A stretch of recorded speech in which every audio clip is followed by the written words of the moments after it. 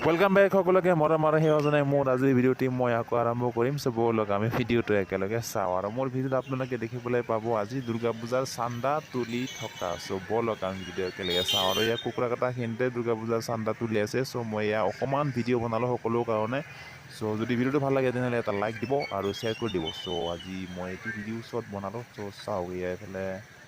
দুৰ্গা পূজা কমিটিৰ এই কুকুৰাকাটাৰ কমিটিৰ মানুহবিলাকে ইয়াতে চান্দা তুলি আছে দুৰ্গা পূজাৰ উপলক্ষে আৰু গাড়ী ৰখাই কিনে 10 টকা 20 টকা যি পায় চ' সেয়া লৈ আছে তেওঁলোকে আৰু তেনেকৈ দুৰ্গা পূজা পাতিব আৰু দুৰ্গা পূজা আৰু বেছি দিন নাই আৰু